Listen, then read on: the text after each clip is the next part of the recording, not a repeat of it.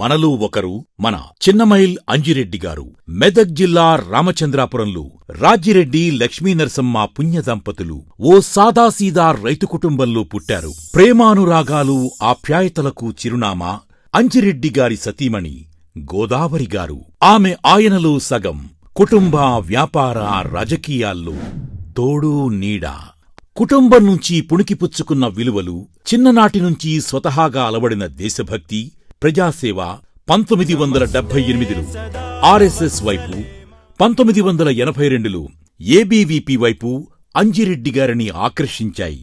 2 జాతీయవాద సంస్థల్లో కార్యకర్తగా, నికార్సైన జాతీయవాదిగా, సమాజ సేవలో, విద్యార్థి సమస్యల పరిష్కారంలో చురుకైన పాత్ర పోషించారు. అంజిరెడ్డిగారు కష్టపడి చదివి గణిత శాస్త్రంలో పీజీ పట్టాను పొందారు. 1989లో వ్యాపారం ప్రారంభించారు. 1993లో ఎస్ఆర్ ఇండస్ట్రీస్కు పునాదులు వేసి నేటికీ వేలాది మందికి ఉపాధి కల్పిస్తున్నారు. చదివేందుకు విద్యార్థులు తనలా ఇబ్బంది పడొద్దని నిర్ణయించుకున్నారు. అక్కడినుంచే తన ప్రజాసేవ ప్రస్థానాన్ని పరుగులు పెట్టించారు. 2000 సంవత్సరం నుంచే ప్రభుత్వ పాఠశాలలకు ఫర్నిచర్ సమకూర్చారు. ల్యాబ్స్ ఏర్పాటుకు 60 లక్షల రూపాయల వరకు వెచ్చించారు. విద్యార్థులకు స్టేషనరీ, ఉపకార వేతనాలు, ప్రోత్సాహకాలు అందించడమే కాదు, వారికోసం నిపుణుల సహకారంతో కెరీర్ ఓరియంటేషన్ కార్యక్రమాలు నిర్వహించారు. యువతను క్రీడల్లో ప్రోత్సహించేందుకు ప్రతి ఏడాది sports meet, kho kho, volleyball, cricket టోర్నీలను నిర్వహిస్తూ తన క్రీడా స్ఫూర్తిని చాటుకుంటున్నారు.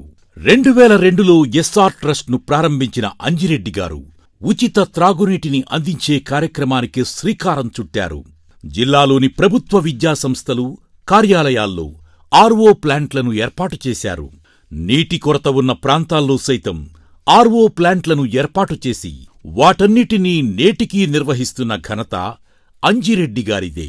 దేవాలయాలకు విరివిగా విరాళాలు ఇవ్వడమే కాదు, నిరుపేద యువత వివాహానికి పుస్తెలు, మెట్టెలు ఇచ్చి వారి ఇంటి బిడ్డగా సాయం చేస్తున్నారు. యువత, నిరుద్యోగులకు నైపుణ్య శిక్షణ అందించి వారి బ్రతుకు చిత్రాలు మారుస్తున్నారు. పేదల ఆరోగ్య భద్రతకు పెద్దపీట వేసి ఆటో డ్రైవర్లు, అసంఘటిత కార్మికులు, బడుగు బలహీన వర్గాల వారికి జీవిత బీమా చేయించి వారి జీవితాలకు భరోసా కల్పిస్తున్నారు. అలా నిస్వార్థంగా అంజిరెడ్డిగారు ప్రజాసేవ చేస్తున్నారు. ఇప్పుడు మనలో ఒకడిగా మనకోసం, మన గొంతుకై మన ముందుకు వచ్చారు. అటువంటి మనిషిని బలపరచడం అంటే మనలో ఒకణ్ణి బలపరచడమే.